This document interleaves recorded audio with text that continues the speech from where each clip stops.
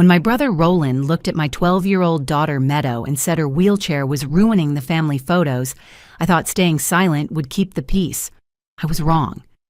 10 days later, 67 photos without my disabled daughter went viral with a caption that destroyed my entire family's reputation, and I was the one who posted them. My name is Gwendolyn Brennan, though most people call me Gwen. I'm 38 years old, a single mother, and I work as a dental hygienist at a small practice in suburban Ohio. For most of my life, I've been the family peacekeeper, the one who smooths things over when tempers flare at holiday dinners, or when my siblings start their petty arguments about who mom loves more. But what happened at our family reunion last summer changed everything. It taught me that keeping the peace sometimes means allowing injustice to flourish right in front of your eyes. My daughter Meadow is the light of my life. She's 12 years old with auburn hair that catches the sun like copper wire and a smile that could power a small city. Born with spina bifida, she's used a wheelchair since she was 3. But if you ask Meadow, she doesn't use a wheelchair. She pilots a purple chariot she's named Violet. She decorates it with LED lights for special occasions, covers the spokes with colorful beads she makes herself, and has stickers from every museum, zoo, and aquarium we've ever visited plastered across the back. Meadow is an artist, the real kind, not just a kid who likes to draw. Her art teacher, Mrs. Pensky, says she has a gift for capturing emotions in her sketches that most adults never master. Our refrigerator is a gallery of her work. Watercolors of our neighbor's garden, charcoal drawings of her friends at school, and endless portraits of our cat, Whiskers, in various states of mischief. The Brennan family is what my mother Francine likes to call professionally successful. She says it the way other people might say blessed or fortunate, but with an edge that suggests it's not luck, but superiority that got us there. My brother Roland, 42, is a regional sales manager at Hutchinson Industries, one of those Fortune 500 companies that makes parts for things you use every day but never think about.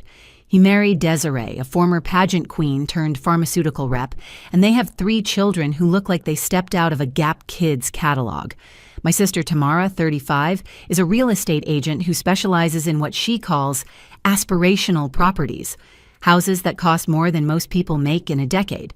She married her college sweetheart, Jerome, who runs a successful chain of fitness centers.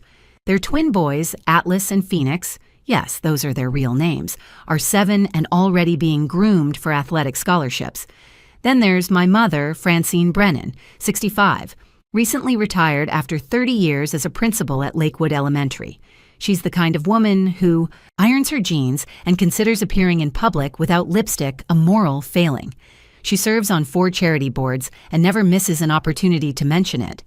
My father, Douglas, passed away when I was 25, and sometimes I think he was the only one who could soften her sharp edges. The extended Brennan clan includes aunts, uncles, cousins, and their various offspring, totaling 43 people when everyone's counted. We gather every 5 years for a reunion at my parents' lake house in Michigan, a sprawling property my mother inherited from her father. It's the kind of place that looks like it belongs in a lifestyle magazine. Wraparound porches, a private dock, and a lawn so perfectly manicured it looks artificial.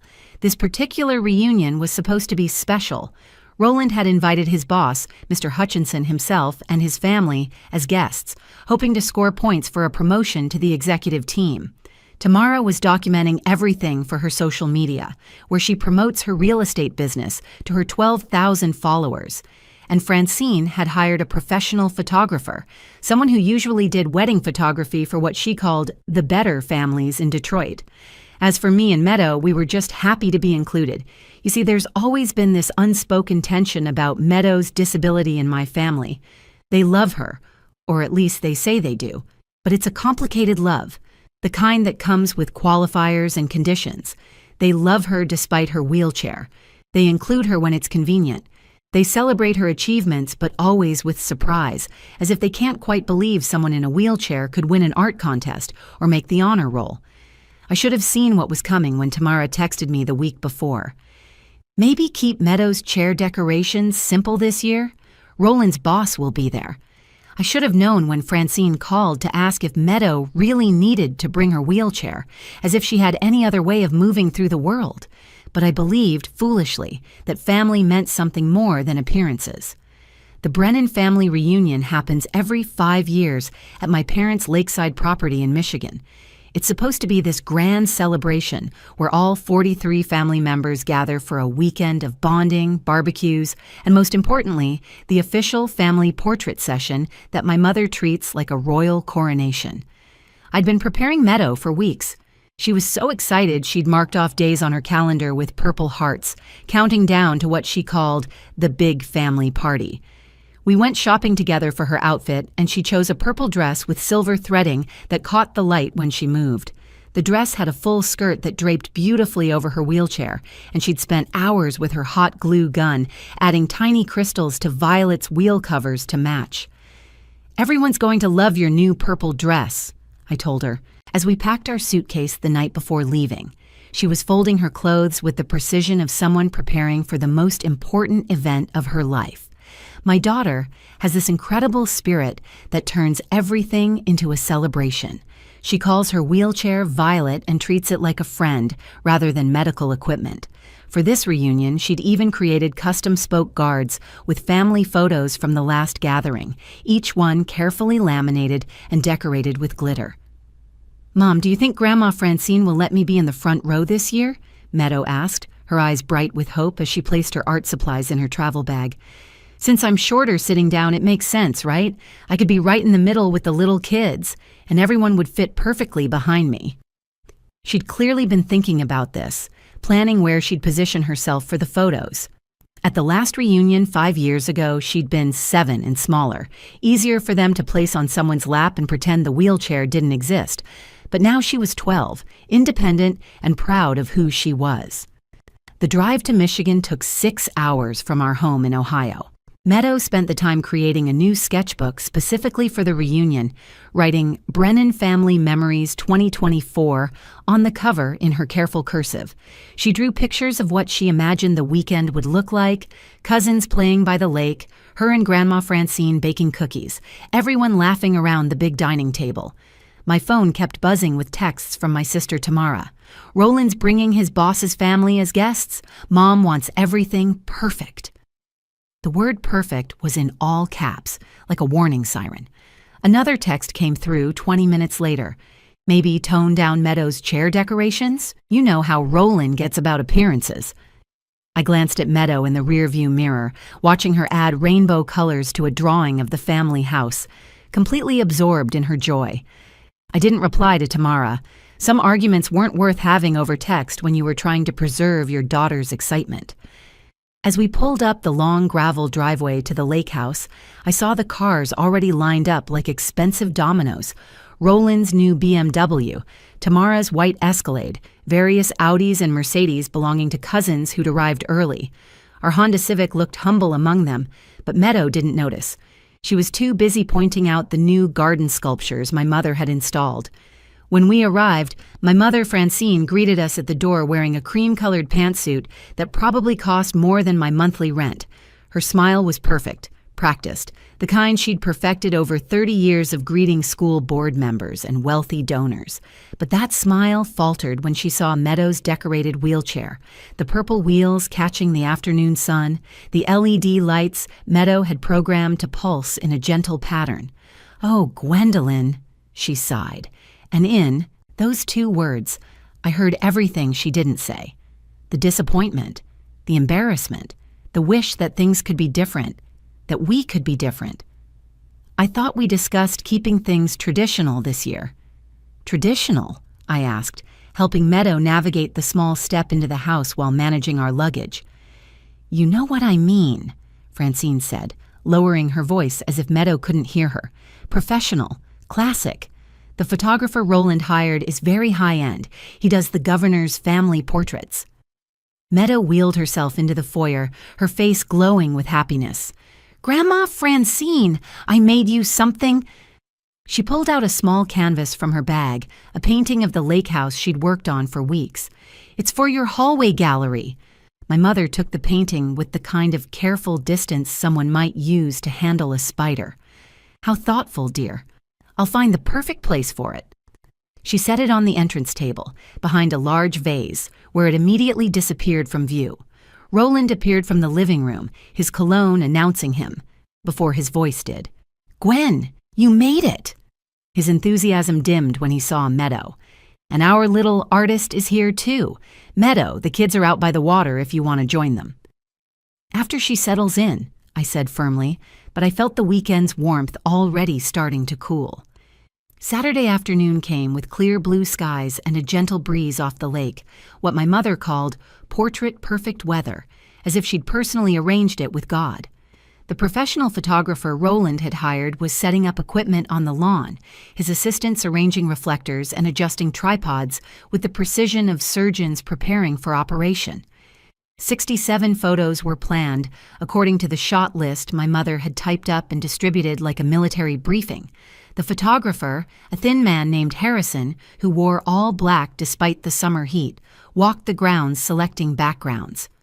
"The light by the willows is magnificent," he announced, "and that gazebo will frame the generational shots beautifully." Family members started gathering on the lawn at 2 o'clock sharp, everyone dressed in the coordinated outfit scheme Tamara had emailed weeks ago. Navy blues, creams, and subtle gold accents. Meadow looked absolutely radiant in her purple dress, which technically fit the color palette, but stood out like a wildflower in a field of wheat. As we started gathering for the first shots, Roland pulled me aside near the garden shed, far enough from others that they couldn't hear. His cologne was overwhelming, the same expensive brand he'd worn since getting his first promotion, as if success could be bottled and sprayed on. "Gwen, we need to talk about the elephant in the room," he said, gesturing toward Meadow, who was laughing with her cousins near the dock, showing them the new drawings in her sketchbook. "You mean my daughter?" My voice came out sharper than intended, but I didn't soften it. "The wheelchair, Gwen. It's going to be the only thing people notice in the photos. My boss, Mr. Hutchinson, his family is here. These photos are going on the company website for their diversity initiative. We need them to look polished, professional, aspirational." "Aspirational?" I repeated the word like it tasted sour. What exactly about my daughter isn't aspirational? Before Roland could respond, Tamara joined us, her heels sinking slightly into the grass with each step. She'd changed outfits 3 times since lunch, finally settling on a dress that she informed everyone was from a designer you probably haven't heard of. "Roland has a point," she said, adjusting her designer sunglasses even though we were in the shade. "Maybe Meadow could sit on a regular chair, or we could position her behind the group, so she's included but not the focal point." The focal point? I felt heat rising in my chest. She's a 12-year-old girl, not a problem to be solved. The photographer called out, interrupting our conversation. "Let's start with the grandchildren, please. All the grandkids together." Meadow's face lit up like Christmas morning. She spun Violet around and rolled forward excitedly, positioning herself front and center with her cousins. Atlas and Phoenix stood on either side of her, and for a moment it looked perfect, natural, like what a family should be. That's when Francine, my own mother, walked over with the kind of purposeful stride that meant she'd made a decision. She was wearing her pearl necklace, the one she only brought out for important occasions, and her lips were pressed into that thin line that had terrified students for 3 decades. "Meadow, sweetheart," she said loudly enough for everyone to hear, her principal voice echoing across the lawn. "Why don't you be our special helper today? You can watch everyone's purses and tell us if the photos look good. Harrison needs someone to hold his equipment bag." Meadow's hands stopped on her wheels. "But Grandma, I want to be in the pictures with everyone. I made my chair look extra special just for today." "The photographer says the wheelchair creates shadows," Roland interrupted, the lie rolling off his tongue as smooth as his sales pitches. "It's a technical thing, Meadow. The metal reflects the light wrong and ruins the exposure. You understand. You're an artist. You know how important lighting is." My daughter's face crumbled slowly like watching a sandcastle meet the tide. Her hands dropped to her lap. "Mom?" She looked at me, tears forming in those green eyes that matched mine exactly. "Is that true? Does Violet really ruin the pictures?" 41 family members stood watching.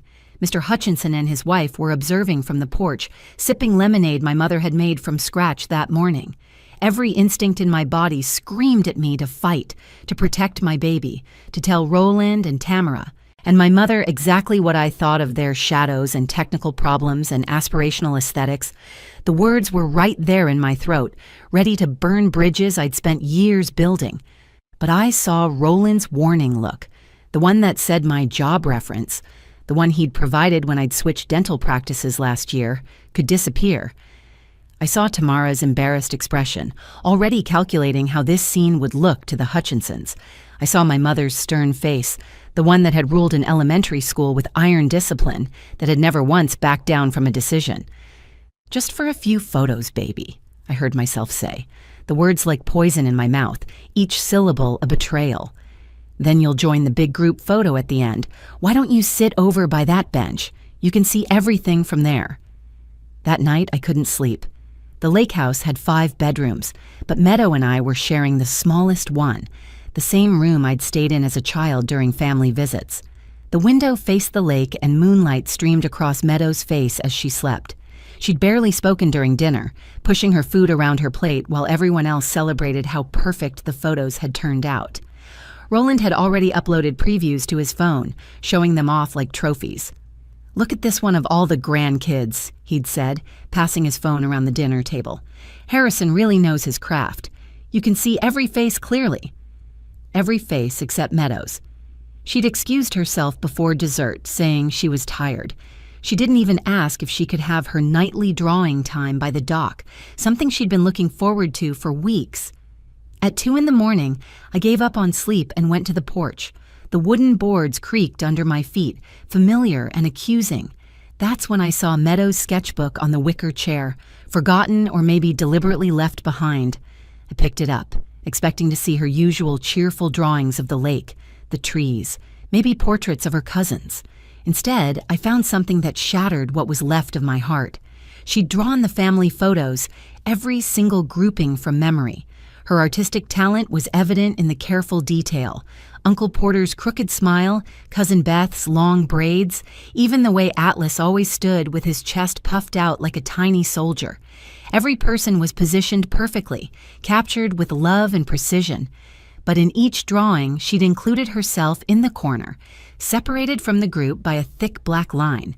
Under her self-portrait, she'd written in small, careful letters, "The Special Helper." The last drawing was the worst. It showed the big family photo, the one where everyone was supposed to be included. She'd drawn herself behind the black line, but this time she wasn't alone. She'd added other kids in wheelchairs, kids with crutches, kids with differences I couldn't identify. Under this group, she'd written, "The People Who Ruin." Pictures?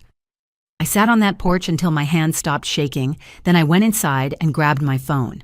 Roland had already shared all 67 photos in the family WhatsApp group, accompanied by a series of self-congratulatory messages about hiring the right photographer and creating timeless memories. Tamara had reshared them to her Instagram with hashtags like Warren Brennan Family Blessed Family Goals.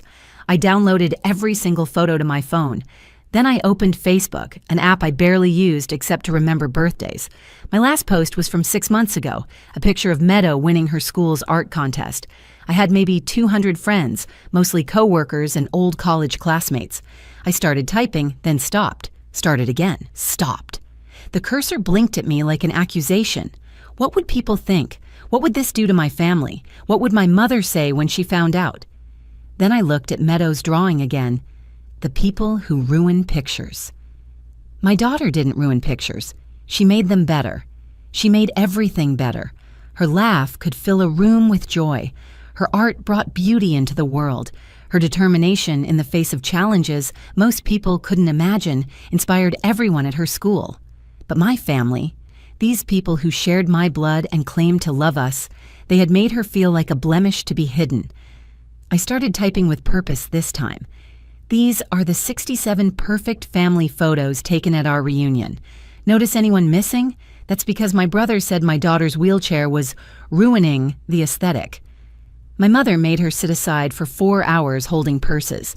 My 12-year-old daughter with spina bifida wasn't in a single photo because her wheelchair didn't fit the vision. She spent the time drawing pictures of the family she's apparently not photogenic enough to be in. How's that for family values? I attached every photo, all 67 of them. The grandkids laughing by the gazebo without Meadow, the cousins on the dock without Meadow, 3 generations of Brennan women without Meadow, the grand finale with all 41 people without Meadow. Then I started tagging Roland Brennan, Tamara Brennan Williams, Francine Brennan, every aunt, uncle, and adult cousin who had stood there and said nothing. Everyone who had smiled for those cameras while a 12-year-old girl sat 30 feet away, ostracized from her own family. My finger hovered over the post button. Once I did this, there would be no taking it back. This wasn't keeping the peace. This was declaring war.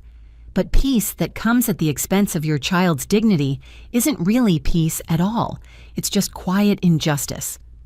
I hit post at 2:47 a.m., then turned off my phone and went back to bed. For the first time in hours, I slept peacefully, curled around my daughter like I could protect her from what was coming. In the morning, everything would change. But tonight, I was done being the family peacekeeper. I was ready to be the mother my daughter deserved. By morning, my phone was completely dead from notifications. When I finally charged it and turned it on at 7 a.m., the screen exploded with alerts. 847 shares, 2,341 comments, 143 missed calls. My Facebook post had traveled far beyond my small circle of friends.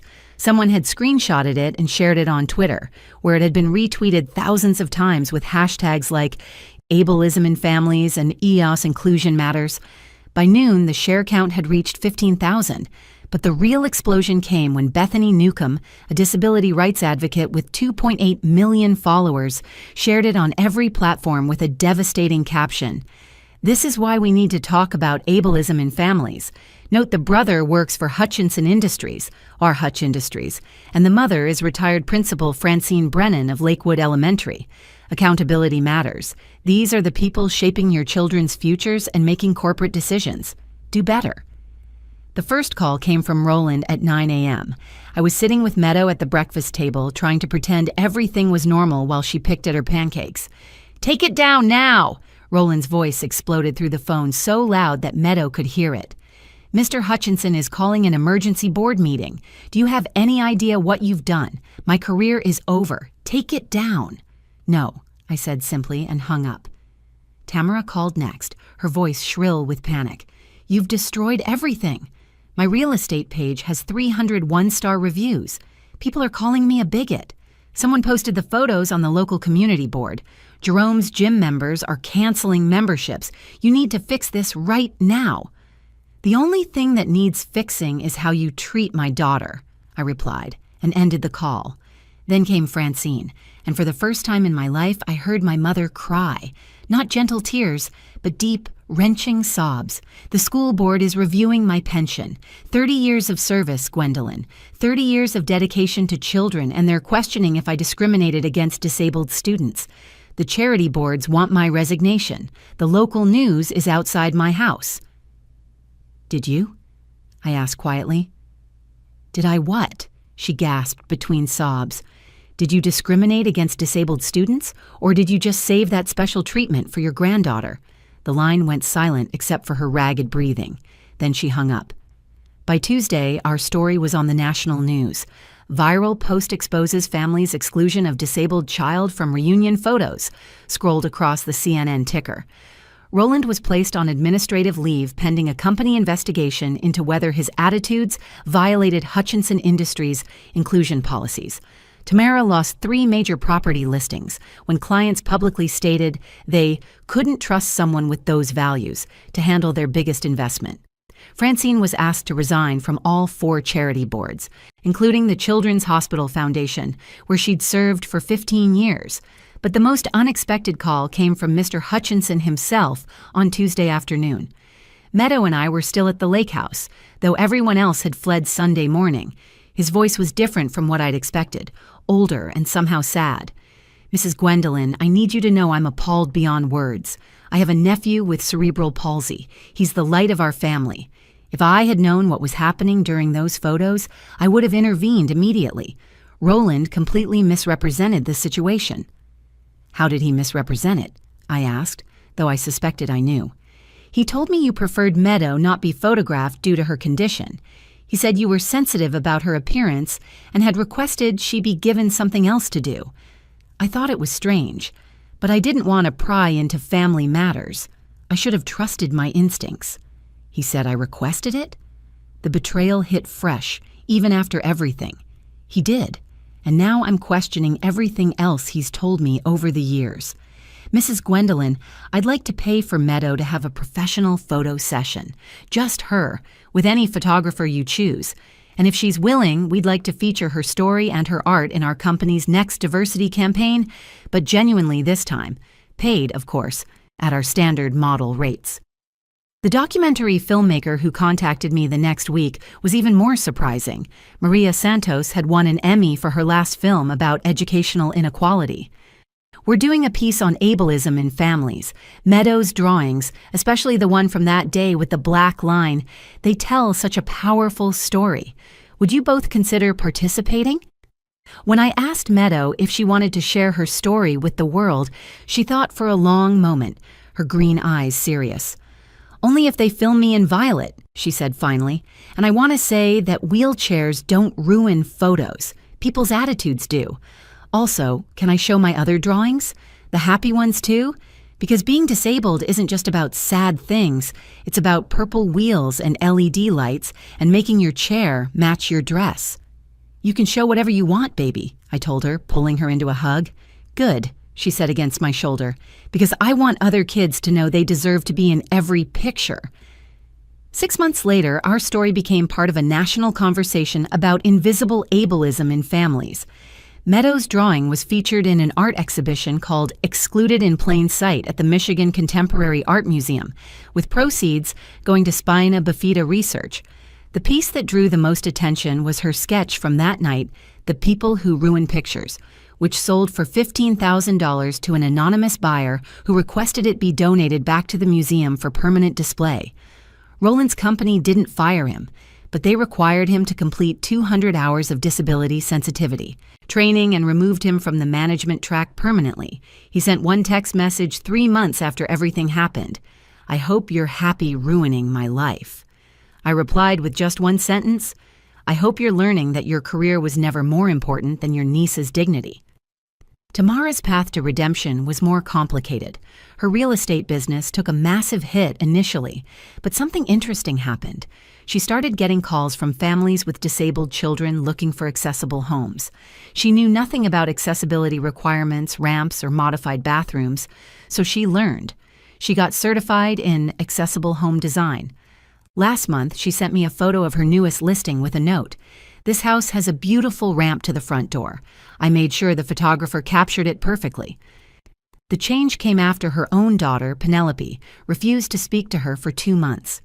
If you could do that to Meadow, 7-year-old Penelope had said, what would you do to me if something happened and I ended up different? That question haunted Tamara enough to finally apologize genuinely, not for the public backlash, but for the actual harm she'd caused. Francine still hasn't spoken to me directly, though she sent Meadow a birthday card with a $1,000 check and a note, for your art supplies and whatever makes you happy. It was progress, even if minimal. I heard from Cousin Beth that Francine had started volunteering with a disability advocacy group, though she'd never admit it was connected to what happened. The last time I checked, that original Facebook post had been shared over 380,000 times across all platforms. But the numbers that mattered most were different. One daughter who learned her worth isn't negotiable. One mother who learned silence in the face of injustice is complicity. And 67 photos that will forever serve as evidence that perfection, without inclusion, isn't perfect at all. The documentary premiered last month at Sundance. They titled it The Special Helper, and it featured not just our story but 12 other families dealing with similar exclusion. Meadow stole the show, sitting in violet with her purple wheels gleaming under the stage lights, telling the audience, every family has photos on their walls. Make sure every family member is in them. Last week, Meadow was invited to speak at her school's diversity assembly. She worked on her speech for days, practicing in front of me and Violet. She ended with words that made me cry. My mom says the best photos are the ones where everyone's included, wheelchairs and all, because family isn't about looking perfect. It's about being together. And if someone says you're ruining the picture, maybe they're the ones who need to step out of frame. Also, purple wheelchairs make every photo better. That's just science. The principal called me afterward, barely able to contain her emotion. Your daughter just taught 600 students more about acceptance in 10 minutes than we could in a whole semester. We'd like to commission her to create a mural for our main hallway about inclusion, if she's interested. I thought about those 4 hours Meadow sat alone at the reunion, holding purses and jackets while her family pretended she didn't exist, drawing pictures of the family that pushed her aside. Sometimes the most powerful response to injustice isn't immediate confrontation. Sometimes it's strategic truth-telling at the right moment. My family wanted perfect photos to show the world how successful and beautiful they were. Instead, the world saw exactly who they really were, and more importantly, who they chose to exclude.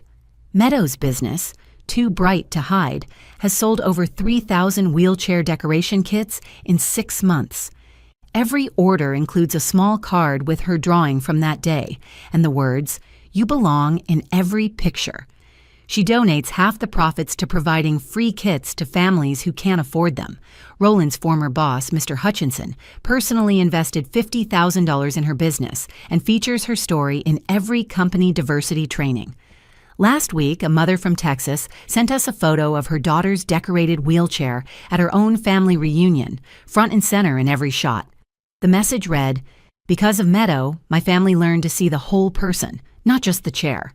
That's the legacy of those 67 photos without my daughter.